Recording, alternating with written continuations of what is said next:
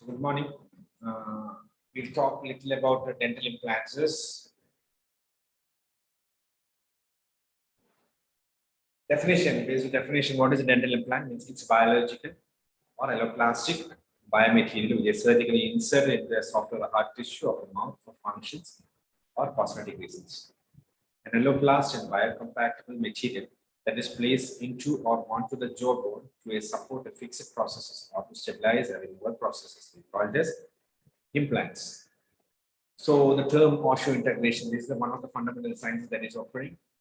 Given by Brainmark in 1986, it is a direct structural and a functional connection between the ordered living bone and the surface of a load-carrying implants. Given by Brainmark in 1986. Steam and they defined this as a direct contact between the bone and implant surface. So what are the phases of osseointegration? Mainly the phase they undergo blood clot formation at an implant bone interfaces. The second one is infiltration of the neutrophils and the macrophages in 3 to 5 days. Local hypoxia is after the releasing of cytokines and followed by neovascularization. Cellular differentiations, matrix synthesis, osteogenesis, woven bone formation, and lamellar bone formation. Successful osseointegration. When you can find out the osseointegration is just successful, means there will be an absence of mobility clinically. If there will be, it will be an asymptomatic condition, stable crestal bone is the increased mineralization status, healthy soft tissue. There will be an absence of peri-implant radiolucencies. Rough and titanium implants are better than conventional machine titanium surfaces. So there are two major osteogenesis we know about this: contact osteogenesis and distant osteogenesis. In contact osteogenesis means there is a new bone synthesis begins at the site of an implant surface. We call this contact osteogenesis. And in distant osteogenesis means where the osteotomy wall is there, the new bone formation is there on osteotomy wall. We call it as distant osteogenesis. Now, osseointegration versus osteocoalescence. Osseointegration refers to the physical integrations or mechanical fixation of an implant in a bone. Whereas osteocoalescence or otherwise called as biointegration refers to the chemical integration of a bone to the surface that is enhanced by active materials on the implant surface. Osseointegrations, they provide good resistance to shear forces but poor resistance to tension. Whereas biointegration, it provides a good resistance to both shear and tensile forces. Then you have to know about the primary stability and secondary stability. Primary stability means the mechanical stability that is achieved during an implant insertion. We call it as primary stability, where the stability is achieved by means of osseointegration. It's called as secondary stability. Then one is soft tissue integration. That is a biological processes that occurs with the formation and the maturation of the structural relationship between the soft tissue and the transmucosal implant superstructures.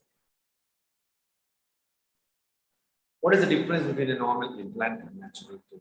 The features mainly in periodontal tissues and peri-implant tissues. Periodontal ligament is present, whereas peri-implant tissue is not present. Sulcular epithelium is present and it is present in both implant and in tooth. Junction epithelium is also present. Nasal lamina is present in both conditions. Hemidesmosum is present. Glycoprotein will be there. Connective tissue attachment will be present in the tooth surface, but it is not present in peri-implant tissues. This tissue circulation, three main sources: the periodontal ligament, bone, and periosteum. Whereas in implant, it is of two sources, mainly the basal bone and the periosteum. Surrounding connective tissue, it will be vascular and cellular, and in implant tissues, it will be hypovascular and hypocellular. Sulcular probing is indicated. We can do a sulcular probing technique is natural too, whereas in implants, it is contraindicated. Classification: implants may be classified such as endosteal or endoceous implants, be superosteal, transosteal, and transosseous, and the fourth one is BOI, that is basal osseointegrated implants. Endosteal implants means a device that is placed into the alveolar and or basal bone of a mandible or maxilla.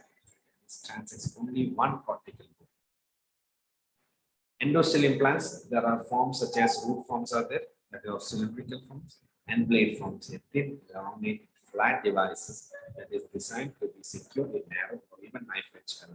Example is ramus frame of an implant.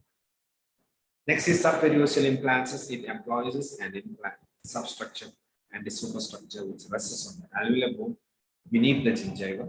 It is placed under the periosteum and fixed on the jaw bones. Severely, it's mainly used in severely resolved adults. Now, transostal or transversus implants, it combines with both subperiosteal and endosteal components, which penetrates both cortical plates and passes through the full thickness of an alveolar bone, which is mainly restricted to anterior lateral. Next is basal osseointegrated implants. They are indicated for cases with limited bone volume, bone height above mandibular canal, sinus pneumatization, etc.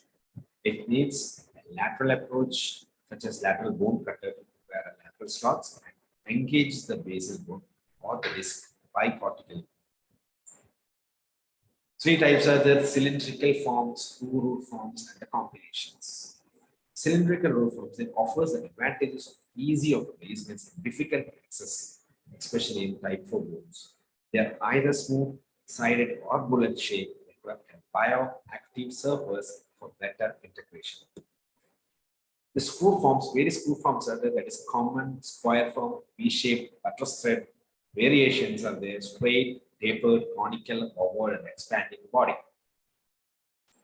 Combination may process the macroscopic features of both cylindrical and screw forms.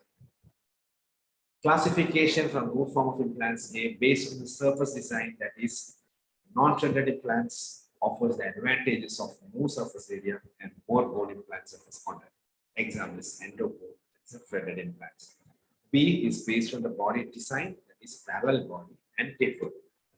C based on implant connection, that is external connection, we call it as external hex, and internal connection, we call it as internal hex. The implant connection, what is an external hex, means the implant connection emerges above the implant platform and act as a male part, and all the implant components get engaged. And in internal hex, the implant connection remains inside the implant body and act as a female part. D is based on the connection designs. They are triangular design, having 3 phases, hexagonal designing having 6 phases, and octagonal designs having 8 phases. Now, smooth surface or non-hex, that is pole welded designs, they doesn't have any phases, but a smooth surface through in-tube connection. Abutments get pole welded into the implant connections. That prevents the microbial growth. Next is Morse taper connection, that is a combination of both hexed and non-hexed. It's pole welded or tube-in-tube connections. It has an hex in the deepest part of an internal connection, as anti-rotational features. Its smooth non-hex surface encrusted half makes a tight seal to prevent the bacterial growth. E is based on the materials used, that is titanium and its alloy implants, for titanium implants. The second one is zirconium implants, and based on the thread designs, that is square or a U-shape, that is non-cutting threads, V-shaped cutting, or self-taping threads. Based on the crustal polished collars, that is subgingival, that is 2-stage implants, and transgingival, that is 1-stage implants. And based on an implant piece, that is we call 2-piece implant and 1-piece implant. Classification of implants.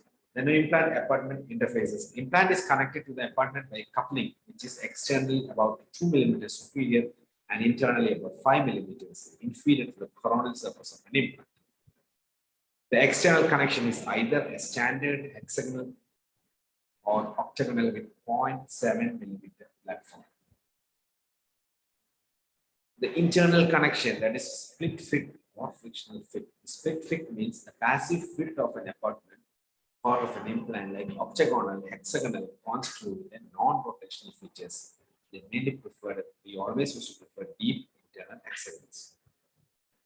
These are the internal octagonal, hexagonal screws.